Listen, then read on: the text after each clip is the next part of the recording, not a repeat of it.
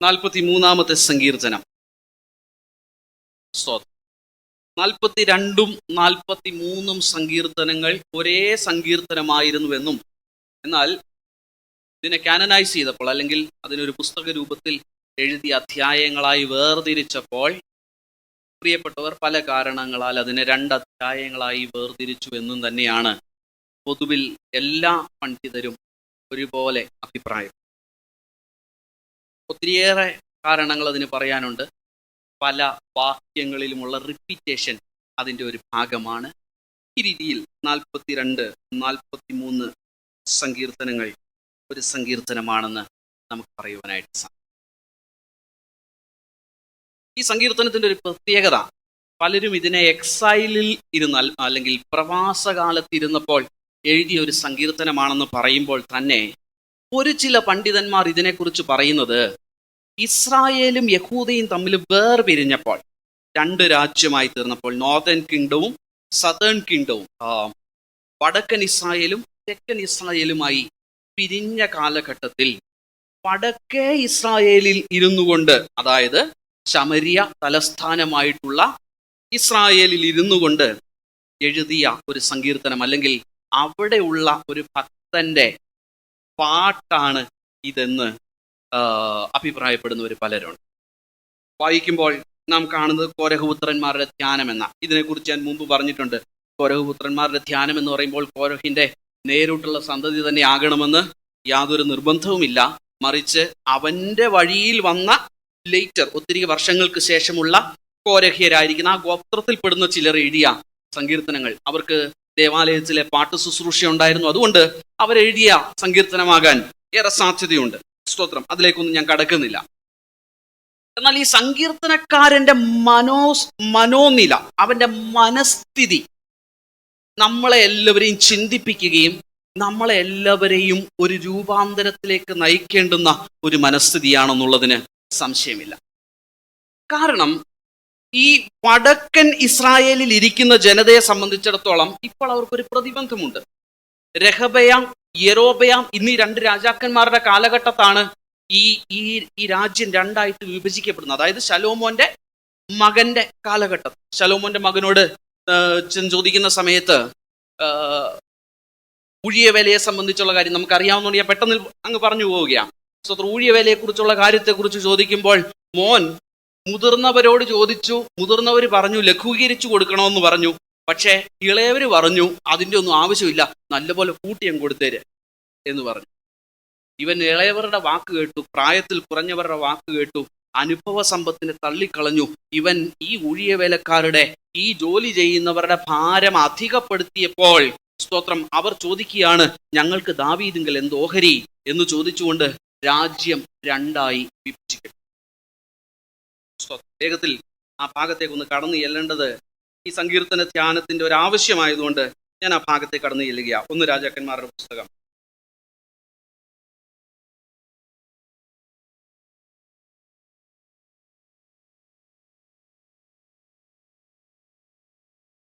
പന്ത്രണ്ടാം അധ്യായത്തിൽ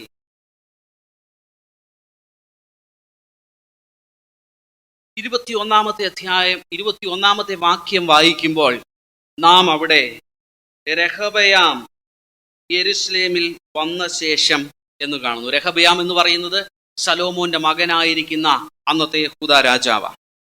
എന്നാൽ അതേസമയം ദൈവം യെരോബയാം എന്ന് പറയുന്ന ഒരുവനെ ഇസ്രായേലിന്റെ രാജാവായിട്ട് അഭിഷേകം ചെയ്തു. എന്ന് പറഞ്ഞാൽ 2 ഭാഗമായിട്ട് രാജ്യം വിഭജിക്കപ്പെട്ടിരിക്കുകയാണ്. ഒന്ന് യഹൂദ. അന്ന് കാലത്ത് ഇവിടെ വായിക്കുമ്പോൾ നമുക്ക് മനസ്സിലാവും യഹൂദ മാത്രമേ ഉണ്ടായിരുന്നുള്ളൂ. പിന്നീട് യഹൂദയും ബെന്യാമീനും 2 ഗോത്രങ്ങൾ ചേർന്നു എന്ന് നമ്മൾ വായിക്കുന്നുണ്ട്. ചരിത്രത്തിലേക്ക് കടന്നു പോകുന്നില്ല. ഞാൻ പറഞ്ഞു വരുന്ന ഒരു പ്രധാനപ്പെട്ട കാര്യം, 2ആയി വിഭജിക്കപ്പെട്ട് യെരോബയാമിന് രാജത്വം ലഭിച്ചു കഴിഞ്ഞപ്പോൾ ഇവൻ ചിന്തിക്കുന്ന ഒരു ചിന്ത വായിക്കണമേ. 27-ാമത്തെ വാക്യം, 12:27.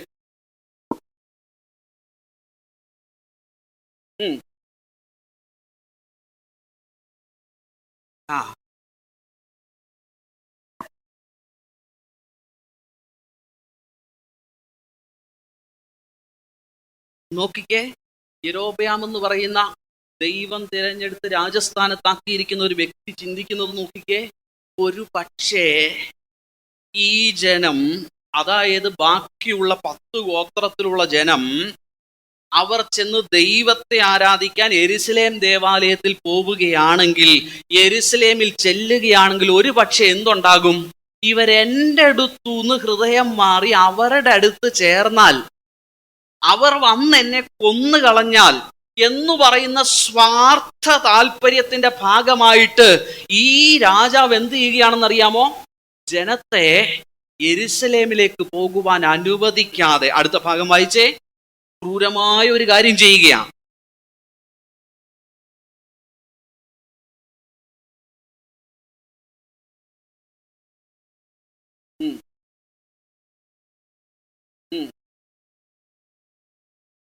രാജാവ് ആലോചിക്കുക. എന്താ ആലോചിച്ചേ? പൊന്നുകൊണ്ട് 2 കാളക്കുട്ടികളെ ഉണ്ടാക്കി.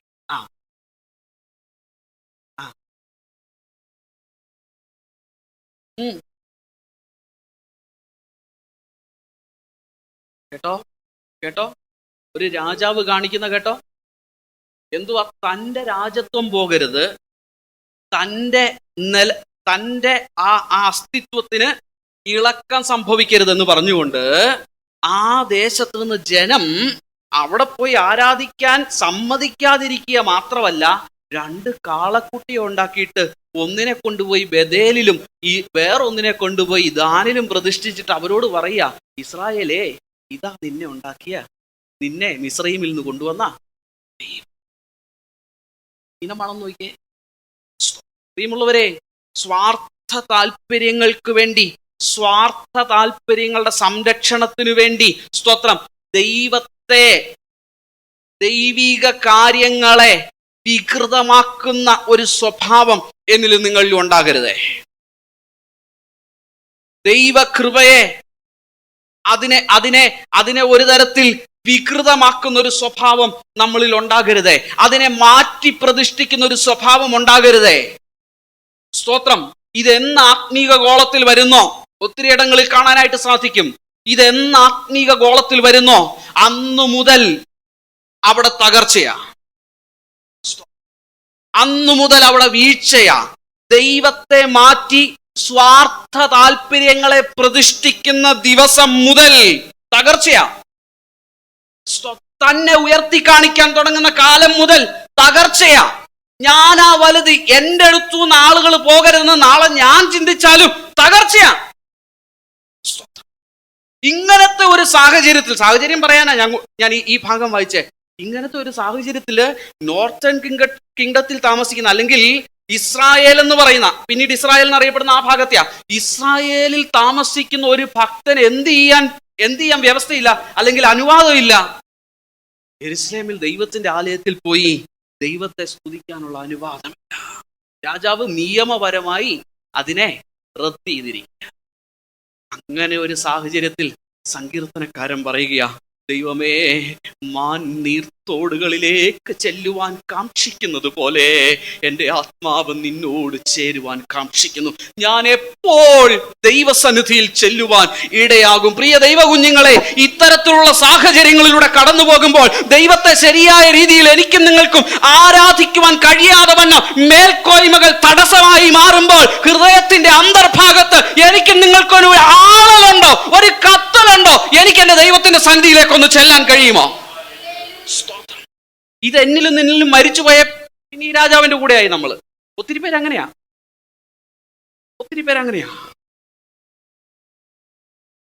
ജനം ഈ കിട്ടിയ കാളക്കുട്ടി മതി എന്ന് പറഞ്ഞ അവിടെ നിന്ന് ഈ കിട്ടിയ ഇതൊക്കെ മതി, സന്തോഷം. കരപൂർണം കഴിച്ച ലേവ്യരല്ലാത്ത, അവിടെ എഴുതിയിട്ടുണ്ടേ, ഞാൻ വായിക്കാൻ സമയം എടുക്കുന്നില്ല. ലേവ്യരല്ലാത്ത, ദൈവം പറഞ്ഞു, ഈ ലേവ്യരെയാ എൻ്റെ ശുശ്രൂഷയ്ക്ക് ഞാൻ ഏൽപ്പിച്ചവന് ശുശ്രൂഷ കൊടുക്കുന്നില്ല. അവന്മാരെ മാറ്റി കണ്ടവന്മാരെ ശുശ്രൂഷയ്ക്ക് ഏൽപ്പിച്ചു. അഭിഷേകം ഇല്ലാത്തവനെ ശുശ്രൂഷയ്ക്ക് കയറ്റി ഇരുത്തി. സ്തോത്രം. ഒത്തിരി ഇടങ്ങളിൽ നടക്കുന്നില്ലേ? പക്ഷെ ഇതൊക്കെ മതി. ഞങ്ങളും സന്തോഷം, എല്ലാം സന്തോഷം. ഈ നില പോകുന്നതിൻ്റെ ഇടയിൽ നിങ്ങളുടെ ഹൃദയത്തിന്റെ അകത്തളങ്ങളിൽ ഒരു വാഞ്ച ഉണ്ടാകണം. മാൻ നീർത്തോടിനായി കാക്ഷിക്കുന്നത് പോലെ ദൈവത്തിന്റെ സാന്നിധ്യം ആഴമായി അനുഭവിക്കാനുള്ള ഒരു വാഞ്ച. ഇതുണ്ടാകണം, ഹൃദയത്തിന്റെ അകത്തളത്തിൽ ഉണ്ടാകണം. നമ്മൾ തണുത്തു പോകരുത്. തണുത്തു പോകാനല്ല ദൈവം നമ്മളെ വിളിച്ചത്. കാലത്തിന്റെ കുത്തൊഴുക്കിനനുസരിച്ച്, ചിന്താഗതികൾക്കനുസരിച്ച് ഇതൊന്നും വേണ്ട, മതി എന്ന് പറഞ്ഞ് ഇതിൻ്റെയൊക്കെ കൂടെ അങ്ങ് ഒഴുകിപ്പോകാനല്ല ദൈവം നമ്മളെ വിളിച്ചത്. ചിലതിനെതിരെ എഴുന്നേറ്റ് നിന്നിട്ട് ചില നന്മകളെ വാഞ്ചിക്കുന്ന, ചില ദൈവ സാന്നിധ്യത്തെ വാഞ്ചിക്കുന്ന ഒരു അനുഭവം എൻ്റെയും നിങ്ങളുടെയും ജീവിതത്തിൽ ഉണ്ടാകണം. ഈ സങ്കീർത്തനക്കാരനെ പോലെ അവിടെ പറയുക, ദൈവമേ എനിക്ക് ന്യായം പാലിച്ച്. ഇത് പറയുന്ന ഒരു വാക്യമുണ്ട്, ഭക്തികെട്ട ജാതിയോട്. ഇംഗ്ലീഷിൽ പറയുമ്പോൾ ഭക്തികെട്ട നേഷൻ എന്നാ പറയുന്നത്. ഒരു രാജ്യത്തോട്, രാജ്യം മുഴുവൻ അവസ്ഥ എന്തുവാ? ഭക്തി. ഭക്തി ജീവിതത്തിൽ ഒരിടത്തും ഭക്തിയില്ല. ദിനചര്യകളിൽ ഭക്തിയില്ല, ഇടപാടുകളിൽ ഭക്തിയില്ല, സംസാരങ്ങളിൽ ഭക്തിയില്ല. ആലയത്തിനകത്ത് കാളക്കുട്ടിയ. രസമുണ്ട് ആ ഭാഗം വായിക്കുമ്പോൾ എന്നെ ചിന്തിപ്പിച്ച വേറൊരു കാര്യം, യഹോവയുടെ ഉത്സവങ്ങൾ എങ്ങനെയോ അതുപോലെ ഇതുങ്ങള് കാളക്കുട്ടിക്ക് ഉത്സവം. യഹോവയുടെ ഉത്സവം എത്രാം ദിവസം എങ്ങനെ നടത്തണം എന്ന് പറഞ്ഞോ അതുപോലെ കാളക്കുട്ടിക്ക് ഉത്സവം ആചരിച്ചു. എൻ്റെ നിങ്ങളുടെ ജീവിതത്തിലുണ്ടോ ഇതൊക്കെ? കർത്താവിനെ ആരാധിക്കുകയാണെന്ന് നമ്മളുടെ ഒരു വിശ്വാസം, ഒരു ചിന്ത. പക്ഷെ ആരാധിക്കുന്നതെല്ലാം വൈകൃതമുള്ള, ദൈവമല്ലാത്ത, ദൈവികമല്ലാത്തതിന്റെ പുറകെ പോയി. പക്ഷെ ഇപ്പോഴും ഭയങ്കര ആരാധനക്കാരിയാണെന്നുള്ള ചിന്ത. സ്തോത്രം. ചിന്തിക്കണം. ചില മെസ്സേജുകൾ ഇങ്ങനെയാ, ചില മെസ്സേജ് ഇങ്ങനെയാ. ദൈവം തന്നിട്ടാ ഉറപ്പുണ്ട്, അല്ലെങ്കിൽ ഇവിടെ നിന്ന് പറയത്തില്ല. ഇഷ്ടം പോലെ മറ്റു മാധ്യമങ്ങളുണ്ട്, പ്രസംഗിക്കാൻ വിളിക്കുന്നവരുണ്ട്. സ്തോത്രം. യൂട്യൂബിൽ ഇഷ്ടം പോലെ അവസരങ്ങളുണ്ട്. ഇവിടെ വന്ന് പ്രസംഗിക്കേണ്ട ആവശ്യമില്ല. പക്ഷെ ദൈവം തരുന്നോണ്ടാ ഇവിടെ വന്ന് സംസാരിക്കുന്നേ. നമ്മൾ എന്തിനെ ആരാധിക്കുന്നേ? നമ്മുടെ ആരാധനാ രീതികൾ എന്തൊക്കെയാ? നമ്മൾ അന്ധമായിട്ടാണോ ഇന്നും സ്തോത്രം ചില കാര്യങ്ങളെ പിൻപറ്റുന്നത്?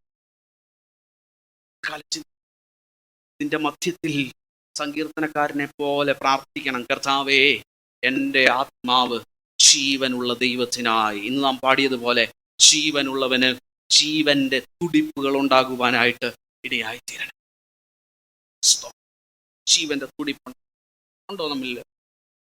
മുമ്പോട്ട് പോകുകയാണ്. ഭക്തികെട്ട ജാതിയോട് എൻ്റെ വ്യവഹാരം നടത്തണമേ. അടുത്ത് പറയാ, വഞ്ചനയും അനീതിയുമുള്ള മനുഷ്യങ്കിൽ നിന്ന് എന്നെ വിടുവിക്കണമേ.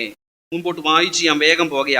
നീ എൻ്റെ ശരണമായ ദൈവമല്ലോ, നീ എന്നെ തള്ളിക്കളഞ്ഞിരിക്കുന്നത് എന്ത്? ശത്രുവിന്റെ ഉപദ്രവം ഹേതുവായി ഞാൻ ദുഃഖിച്ച് നടക്കേണ്ടി വന്നതും എന്ത്? എന്നിട്ട് അടുത്ത് പറയുക, നിന്റെ പ്രകാശവും സത്യവും അയച്ചു തരണമേ. ഒരു പ്രാർത്ഥന നമ്മുടെ ജീവിതത്തിലുണ്ടോ?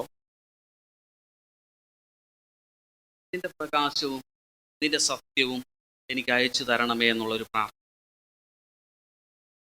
ജീവിതത്തെ ശരിയായി പരിശോധിക്കാൻ കഴിയണമെങ്കിൽ, ജീവിതത്തെ ശരിയായ നിലകളിൽ അനലൈസ് ചെയ്യാൻ, ഞാൻ പോകുന്ന പാത ശരിയാണോ, ഞാൻ ചെയ്യുന്നതൊക്കെ ശരിയാണോ, ഞാൻ ഇപ്പോഴും ഈ ദൈവസാന്നിധ്യം ശരിയായ രീതിയിൽ അനുഭവിക്കുന്നുണ്ടോ എന്നൊക്കെ ഒന്ന് പരിശോധിക്കണമെങ്കിൽ ഇതിനെ വെളിച്ചമായി വെളിവായി കാണിക്കുന്ന ദൈവിക പ്രകാശം നമുക്ക് ആവശ്യമാണ്. അന്ധകാരത്തിനകത്തിരുന്ന് തപ്പിപ്പരതിയാലൊന്നും കാര്യങ്ങൾ തിരിച്ചറിയാൻ കഴിയത്തില്ല. ദൈവിക പ്രകാശത്തിനകത്ത് വരണം.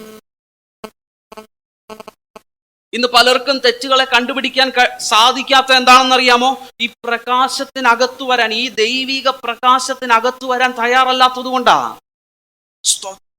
നമ്മുടെ അന്ധകാരമേറിയ മുറികൾക്കകത്തിരുന്നു കൊണ്ട്, ഇരുട്ടുകൾക്കകത്തിരുന്നു കൊണ്ട്, അന്ധവിശ്വാസങ്ങൾക്കകത്തിരുന്നു കൊണ്ട്, സ്തോത്രം, ദൈവത്തെ പരതിയാൽ, ദൈവിക കാര്യങ്ങളെ പരതിയാൽ നമുക്കത് കണ്ടുപിടിക്കാൻ പലപ്പോഴും കഴിയത്തില്ല. ഇത് സത്യമാ. വചനത്തിനകത്തു വരണം. നിന്റെ വചനം എൻ്റെ കാലിന് പ്രകാശം. ഇതിനകത്ത് പ്രസംഗിക്കപ്പെടണം, ഇതെടുത്ത് വിശകലനം ചെയ്യപ്പെടണം.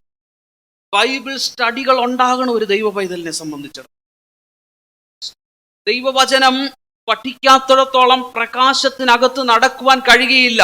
നമ്മളെ തന്നെ വിശകലനം ഇന്ന് കുഞ്ഞുങ്ങൾക്ക് അവരുടെ തെറ്റുകൾ തിരിച്ചറിയാൻ കഴിയാത്തതിന്റെ ഒരു പ്രധാന കാരണം എന്തുവാ?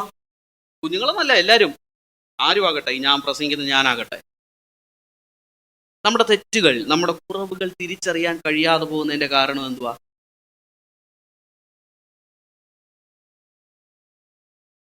ഇതിന്റെ പുറകിലിരിക്കാൻ സമയമില്ല. ആത്മാർത്ഥമായി നിങ്ങളുടെ നെഞ്ചോട് കൈവച്ച് നിങ്ങളൊന്ന് ചിന്തിച്ചിട്ട് പറയണം, എത്ര സമയം ദൈവവചനത്തിന്റെ മുമ്പിലിരുന്ന് നമ്മളെ അനലൈസ് ചെയ്യുന്നുണ്ട്. പാസ്റ്റേഴ്സ് ആയിരിക്കുന്ന ഞങ്ങൾ പലപ്പോഴും ഇതെടുത്തിരുന്ന് വായിക്കാറുണ്ട്. എന്തിനാണെന്നറിയാവോ? മെസ്സേജ് പ്രിപ്പയർ ചെയ്യാൻ വേണ്ടി. വിശ്വാസികളായി നിങ്ങൾ ഓരോരുത്തരും എന്തിനാ ദൈവവചനം വായിക്കാറുണ്ടോ? ചിന്തിക്കാൻ വേണ്ടിയാ ചോദിക്കുന്നത് കേട്ടോ. ഇതാരെയും കുറ്റപ്പെടുത്താനല്ല. ഞാൻ ആദ്യം എന്നെ പ്രതിക്കൂട്ടി നിർത്തിയിട്ടല്ലേ പറയുന്നേ.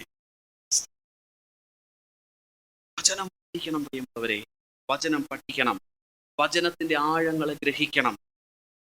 വചനമുണ്ടെങ്കിലേ പ്രകാശമുള്ളൂ, വചനമുണ്ടെങ്കിലേ ശരിയായ പാതയുള്ളൂ, വചനമുണ്ടെങ്കിലേ സത്യം അറിയത്തുള്ളൂ. എന്തെങ്കിലും കാടടച്ച് വെടിവെച്ചാൽ ജനം വിടുവിക്കപ്പെടത്തില്ല. കാടടച്ച് വെടിവെച്ചുകൊണ്ട് വിടുതലുണ്ടാകത്തില്ല. വചനമാഴമായി അതിന്റെ സത്യങ്ങളെ പഠിക്കുവാൻ ഞാനും നിങ്ങളും തയ്യാറാകുന്നെങ്കിൽ മാത്രമേ വിടുതലുണ്ടാകത്തുള്ളൂ. നിന്റെ പ്രകാശം ഞങ്ങൾക്ക് അയച്ചു തരണം. അടുത്ത് പറയാം, നിന്റെ സത്യം ഞങ്ങൾക്ക് അയച്ചു തരണം. ജനം അസത്യത്തിൽ ജീവിച്ചുകൊണ്ടിരിക്കുക, സത്യമല്ലാത്തതിൽ ജീവിച്ചുകൊണ്ടിരിക്കുക. ശരിയല്ലേ? ഇന്നത്തെ കാലം സത്യമല്ലാത്തത് സത്യമാണെന്ന് എങ്ങനെയെങ്കിലും വരുത്തി തീർക്കുന്ന പരിശ്രമത്തിലാ ജനം. അസത്യത്തെ സത്യമാണെന്ന് പ്രൂവ് ചെയ്യുന്ന ഒരു കാലഘട്ടത്തിലാണ് നമ്മൾ ജീവിച്ചുകൊണ്ടിരിക്കുന്നത്. അതിന് 1000 വചനങ്ങളുണ്ട്. പക്ഷെ അത് പിശാചും ഈ പരിപാടി തന്നെ കാണിക്കുന്നെന്ന് പലപ്പോഴും നമ്മൾ ഓർക്കും. സത്യത്തിന് വേണ്ടി നിൽക്കും. സത്യം അറിയണം. സത്യം നിങ്ങൾ അറിയുകയും സത്യം നിങ്ങളെ സ്വതന്ത്രരാക്കുകയും ചെയ്യും. സത്യം. പ്രാർത്ഥിക്കാമോ? കർത്താവേ, എന്നെ ഒന്ന് പ്രകാശത്തിലേക്ക് നയിക്കണേ, എന്നെ ഒന്ന് പ്രകാശത്തിലേക്ക് നയിക്കണേ. എൻ്റെ ജീവിതത്തിൽ ഇപ്പോഴും ഇരുളടഞ്ഞ മേഖലകളെ ഒന്ന് കണ്ടെത്താൻ, ഇനിയും ദൈവത്തിന് പ്രസാദമില്ലാത്ത മേഖലകളെ ഒന്ന് കണ്ടെത്താൻ, എനിക്ക് അങ്ങേപ്പോലെ ആയിത്തീരാൻ സ്വത്ര എന്നെ ഈ പ്രകാശത്തിലേക്കൊന്ന് നയിക്കണേ.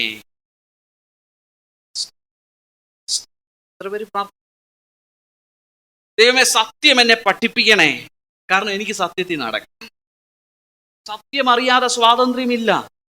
സത്യത്തിൽ നടക്കാതെ സ്വർഗരാജ്യവുമില്ല. സത്യത്തിൽ നടക്കുവാൻ തയ്യാറാകാത്തിടത്തോളം ദൈവ സാന്നിധ്യവും അനുഭവിക്കാൻ കഴിയത്തില്ല. നിന്റെ പ്രകാശവും സത്യവും അയച്ചു തരണമേ. അവ എന്നെ നടത്തുമാറാകട്ടെ. എങ്ങോട്ടാ? നിന്റെ വിശുദ്ധ പർവ്വതത്തിലേക്കും തിരുനിവാസത്തിലേക്കും അവ എന്നെ നടത്തുമാറാകട്ടെ. ദൈവ സന്നിധിയിലേക്ക് ചെല്ലുന്ന ഒരു ആകാംക്ഷ ഒരു ദൈവ പൈതലിന്റെ ജീവിതത്തിൽ ഉണ്ടാകണം. ഇത്രയും പറഞ്ഞ് ഞാൻ നിർത്തുകയാണ്. ദൈവ സന്നിധിയിലേക്ക് ചെല്ലുന്ന ഒരാകാംക്ഷ ഇന്ന് അത് കുറഞ്ഞു വരികയാണ് ഡേ ബൈ ഡേ. കർത്താവിന്റെ സാന്നിധ്യം അനുഭവിക്കാനുള്ള ഒരാഗ്രഹം എൻ്റെയും നിങ്ങളുടെയും ജീവിതത്തിൽ എത്രമാത്രമുണ്ട്? ദൈവ സാന്നിധ്യം അനുഭവിക്കാനുള്ള ആകാംക്ഷ. ചടങ്ങായി ചെയ്യുന്ന കാര്യങ്ങളെ അല്ല ഞാൻ പറയുന്നത്. ചിലപ്പോഴൊക്കെ ഈ ചടങ്ങ് തെറ്റിക്കുമ്പം നമുക്കൊരു വിഷമം വരാറുണ്ട്. ചടങ്ങ് തെറ്റിക്കുമ്പോൾ ഉണ്ടാകുന്ന വിഷമത്തെക്കുറിച്ചല്ല ഞാൻ പറയുന്നത്. ചിലർക്ക് ഒരു ഞായറാഴ്ച വരാൻ കഴിഞ്ഞില്ലെങ്കിൽ, അയ്യോ അത് ഞാൻ വർഷങ്ങളായിട്ട് ഇങ്ങനെ പിൻപറ്റുന്നതായിരുന്നു, ആ ചടങ്ങും ആചാരവും തെറ്റിയോണ്ടൊരു വിഷമം. ഒരു ദിവസം സ്വോത്രാഴ്ച എടുക്കാൻ മറന്നുപോയാൽ, അയ്യോ ഞാൻ എല്ലാ ആഴ്ച ഇതുവരെ ഞാൻ സ്വോത്രാഴ്ച ഇടാതിരുന്നിട്ടില്ല, അതൊരു ചടങ്ങായി, ഈ ആഴ്ച കൊണ്ടുവരാത്തോണ്ടൊരു വിഷമം. ചില ചർച്ചിലുണ്ട് സ്ഥിരമായിട്ട് എല്ലാ ആഴ്ചയും കർത്തൃമേശ ഉണ്ടാകും. എല്ലാ ആഴ്ച അങ്ങനത്തെ ചർച്ചകൾ ഞാൻ ചെയ്തിട്ടുണ്ട്. ഒരാഴ്ച എന്തെങ്കിലും കാരണവശാൽ കർത്തൃമേശ മുടങ്ങിപ്പോയി, അയ്യോ എല്ലാ ആഴ്ച ഉണ്ടായിരുന്നല്ലോ, ഇന്നെന്നാ പാസ്റ്റർ നടത്താഞ്ഞേ ആ ചടങ്ങിനകത്ത് പങ്കെടുക്കാത്തതിന്റെ ഒരു വിഷമം. അതല്ല നമുക്ക് വേണ്ടിയത്. ദൈവകുഞ്ഞുങ്ങളെ, ചടങ്ങ് മുടങ്ങുന്നതിന്റെ ഒരു പ്രയാസമല്ല നമുക്ക് വേണ്ടിയത്. ദൈവ സാന്നിധ്യത്തിന്റെ അകത്ത് ആ കൂട്ടായ്മ ആചരിക്കുവാൻ, സ്തോത്രം, അതിനകത്തുള്ള ഡിവൈൻ എക്സ്പീരിയൻസ് എനിക്ക് മിസ്സായല്ലോ എന്നുള്ളൊരു മിസ്സിംഗ് ആ എനിക്ക് നിങ്ങൾക്കുള്ളിൽ വേണ്ടത്. സ്തോത്രം. അതാ ആരാധനയുടെ മഹത്വം എന്ന് പറയുന്നത്. അതാ ആരാധനയ്ക്കകത്ത് ഞാൻ പ്രാപിക്കുക എന്ന് പറയുന്നത്. സ്തോത്രം. പ്രാപിക്കാൻ കഴിയുന്നുണ്ടോ? ആരാധനകൾ ചിലത് പ്രാപിച്ചെടുക്കുന്ന ഒരു കൂട്ടായ്മയായി തീരാറുണ്ടോ? നമ്മുടെ കൂടിവരവുകൾ ചിലതൊക്കെ പ്രാപിക്കുന്ന, ചിലതൊക്കെ അനുഭവിക്കുന്ന, ദൈവിക സ്പർശനം അനുഭവിക്കുന്ന, ദൈവിക ഇടപെടൽ അനുഭവിക്കുന്ന ഒരു കൂടിവരവായി തീരുന്നുണ്ടോ? ഇത് അങ്ങനെ തീരേണ്ട കൂട്ടമാ. ജീവിതത്തിൽ ദിവസം തോറും നമുക്കതിന് കഴിയുന്നുണ്ടോ? ചിന്തിക്കണം. ഒരു വാഞ്ച നമ്മുടെ ഹൃദയത്തിൽ. 4-ാമത്തെ വാക്യം, ഞാൻ ദൈവത്തിന്റെ പീഠത്തിങ്കിലേക്ക്, എൻ്റെ പരമ ആനന്ദമായ ദൈവത്തിങ്കിലേക്ക് ചെല്ലും. ഇത് ഞാൻ മുൻപൊരിക്കൽ ഈ സങ്കീർത്തനം പറഞ്ഞപ്പോൾ പറഞ്ഞ ഒരു വാക്യമാ. എൻ്റെ പരമ ആനന്ദം, എൻ്റെ പരമ ആനന്ദം. പ്രിയമുള്ളവരെ, ഈ ദൈവസാന്നിധ്യം നമ്മുടെ പരമ ആനന്ദം. ഇതിനകത്തിരിക്കുന്ന സന്തോഷം, ഈ ഒരു സാന്നിധ്യം അനുഭവിക്കുന്ന സന്തോഷം മറ്റൊന്നിനും തരാൻ കഴിയത്തില്ല. ഇത് തിരിച്ചറിയണം. നമ്മുടെ കുഞ്ഞുങ്ങൾക്ക് ഇത് തിരിച്ചറിയാൻ കഴിയണം. ഇതിനകത്തിരിക്കുമ്പോൾ ലഭിക്കുന്ന സമാധാനം എത്ര വലിയ കോളിളക്കങ്ങളോടുകൂടെ ഇതിനകത്ത് വന്നാലും, ഇതിനകത്തെത്തുമ്പോൾ ഉണ്ടാകുന്ന ശാന്തത, ഇതിനകത്തുണ്ടാകുന്ന ആ പീസ് ഓഫ് മൈൻഡ്, മനസ്സിനുണ്ടാകുന്ന സമാധാനം ദൈവിക കൂട്ടായ്മകളിൽ എനിക്ക് നിങ്ങൾക്ക് അനുഭവിക്കാൻ കഴിയണം.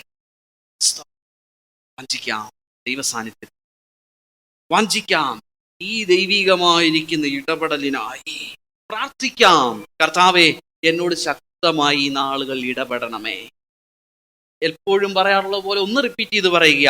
എങ്ങാണ്ട് ഒരിടത്തിരിക്കുന്ന എന്തോ ഒരു സത്വമായി ദൈവത്തെ കാണുന്നതിന് പകരം ദിനംതോറുമുള്ള ജീവിതത്തിൽ ഞാൻ വളരെ വ്യക്തിപരമായി അടുത്തനുഭവിക്കുന്ന എൻ്റെ ശക്തി കേന്ദ്രമായി, എൻ്റെ സർവശക്തനായി, എന്നെ നടത്തുന്ന എൻ്റെ കർത്താവായി, എൻ്റെ അപ്പനായി, എൻ്റെ കരം പിടിച്ചിരിക്കുന്നവനായി, എൻ്റെ തോളിൽ കൈയിട്ട് എന്നോട് ചേർന്ന് നടക്കുന്ന ഒരു സ്നേഹിതനായി ഈ ദൈവത്തെ എനിക്ക് അനുഭവിക്കാൻ കഴിയുക എന്നുള്ളതാ ഭാഗ്യം.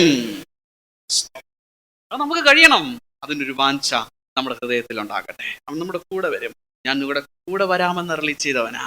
സ്തോത്രം. ഞാൻ നിങ്ങളെ ആശ്വസിപ്പിക്കാം എന്ന് പറഞ്ഞവനാ. അവൻ വാക്ക് പറഞ്ഞാൽ മാറത്തില്ല. നമ്മളെ ആശ്വസിപ്പിക്കുന്നവനാ, നമ്മളെ ബലപ്പെടുത്തുന്നവനാ, നമ്മളോട് സംസാരിക്കുന്നവനാ.